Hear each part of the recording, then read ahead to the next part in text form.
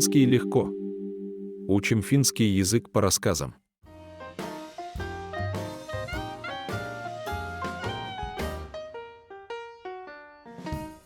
Pienessä kylässä asui kaksi miestä, Jukka ja Olli. He olivat naapureita. Jukka oli ahkera maanviljelijä, joka työskenteli pelollaan joka päivä. Ollilla taas oli usein vaikeuksia hoitaa kaikki tehtävänsä ja toisinaan hänellä oli ongelmia taloudenpidossa.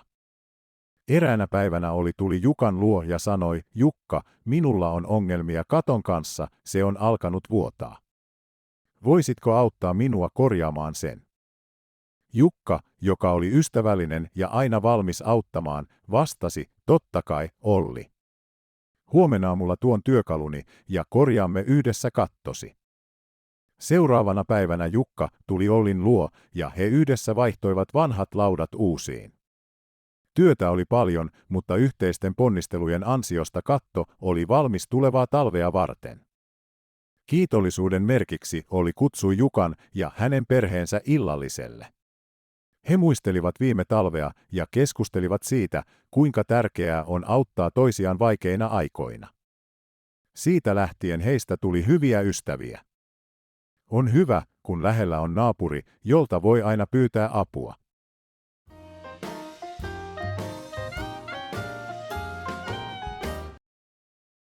Pienessä kylässä asui kaksi miestä, Jukka ja Olli.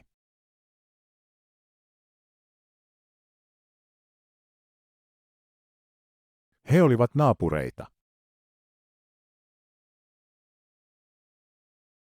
Jukka oli ahkera maanviljelijä, joka työskenteli pelollaan joka päivä.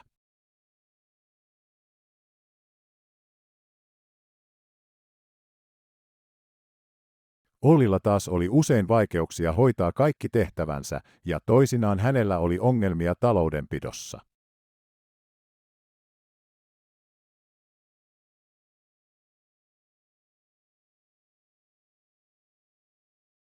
Eräänä päivänä Olli tuli Jukan luo ja sanoi, Jukka, minulla on ongelmia katon kanssa, se on alkanut vuotaa. Voisitko auttaa minua korjaamaan sen?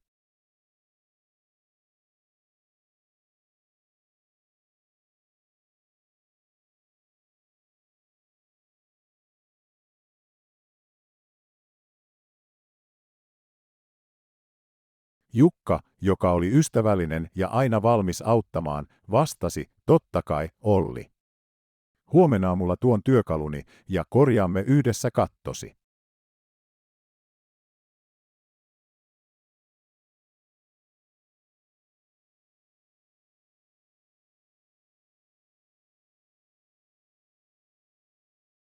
Seuraavana päivänä Jukka tuli Ollin luo ja he yhdessä vaihtoivat vanhat laudat uusiin.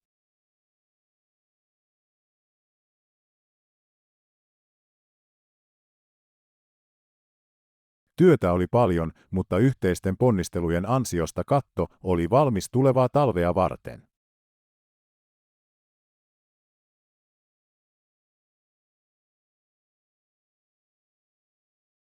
Kiitollisuuden merkiksi Olli kutsui Jukan ja hänen perheensä illalliselle.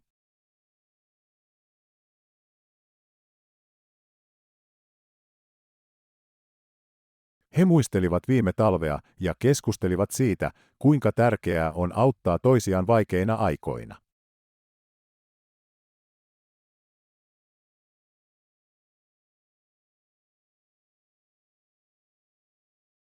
Siitä lähtien heistä tuli hyviä ystäviä.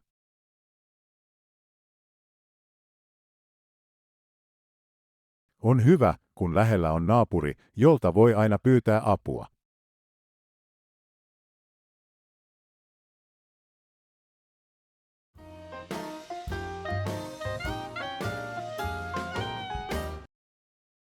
Pienessä kylässä asui kaksi miestä, Jukka ja Olli.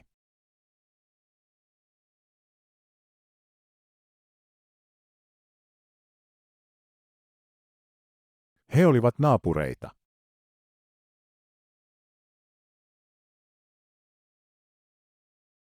Jukka oli ahkera maanviljelijä, joka työskenteli pelollaan joka päivä.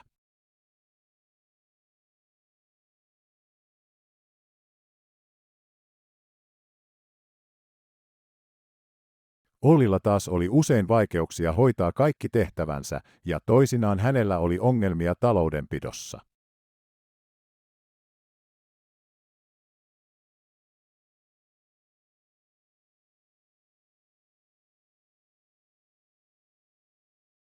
Eräänä päivänä tuli Jukan luo ja sanoi, Jukka, minulla on ongelmia katon kanssa, se on alkanut vuotaa. Voisitko auttaa minua korjaamaan sen?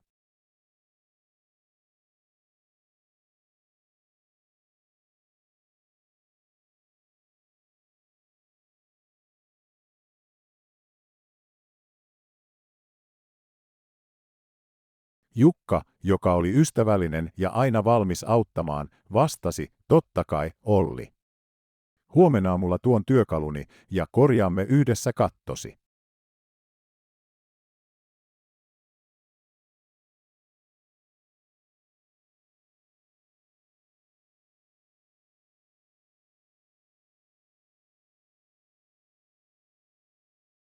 Seuraavana päivänä Jukka tuli Ollin luo ja he yhdessä vaihtoivat vanhat laudat uusiin.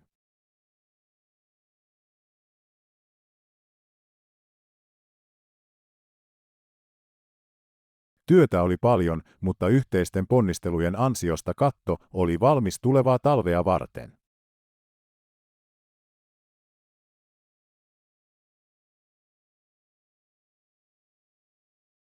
Kiitollisuuden merkiksi Olli kutsui Jukan ja hänen perheensä illalliselle.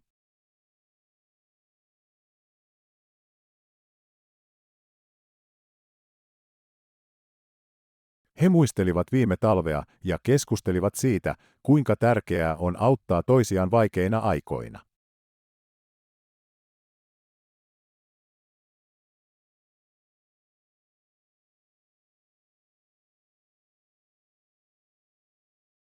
Siitä lähtien heistä tuli hyviä ystäviä.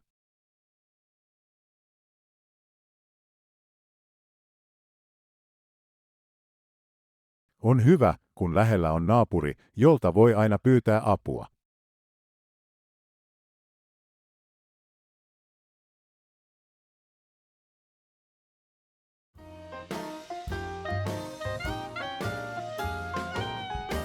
Pienessä kylässä asui kaksi miestä, Jukka ja Olli. He olivat naapureita. Jukka oli ahkera maanviljelijä, joka työskenteli pelollaan joka päivä. Ollilla taas oli usein vaikeuksia hoitaa kaikki tehtävänsä ja toisinaan hänellä oli ongelmia taloudenpidossa. Eräänä päivänä tuli Jukan luo ja sanoi, Jukka, minulla on ongelmia katon kanssa, se on alkanut vuotaa.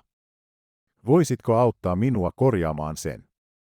Jukka, joka oli ystävällinen ja aina valmis auttamaan, vastasi, totta kai, Olli.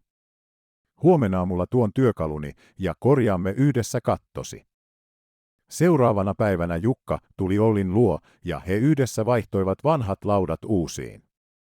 Työtä oli paljon, mutta yhteisten ponnistelujen ansiosta katto oli valmis tulevaa talvea varten.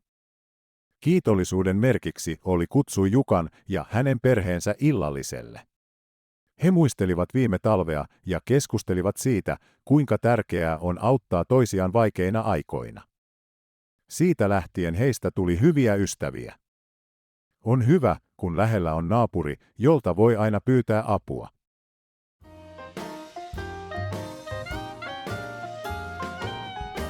Kuka Jukka oli? A. Hän oli maanviljelijä. B. Hän oli puuseppä. C. Hän oli opettaja. D. Hän oli kalastaja.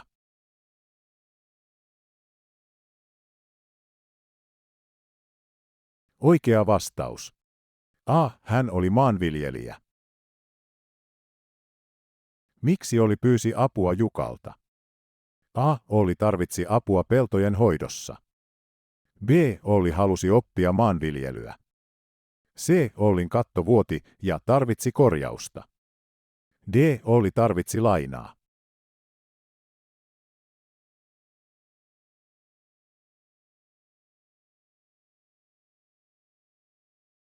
Oikea vastaus. C. Ollin katto vuoti ja tarvitsi korjausta.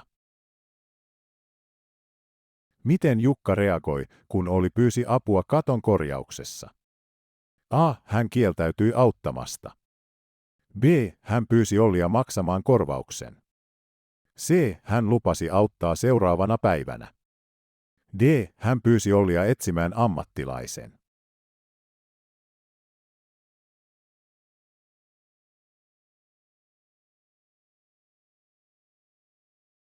Oikea vastaus.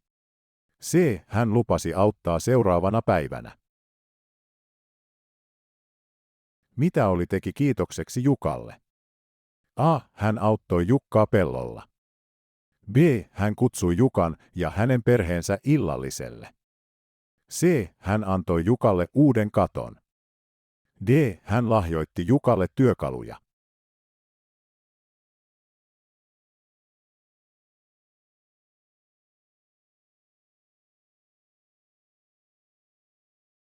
Oikea vastaus.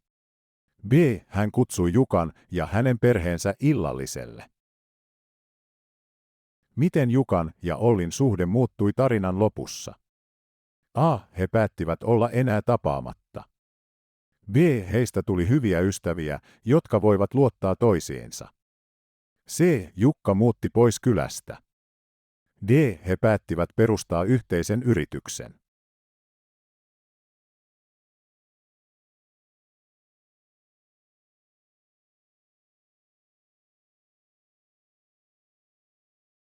Oikea vastaus. B. Heistä tuli hyviä ystäviä, jotka voivat luottaa toisiinsa.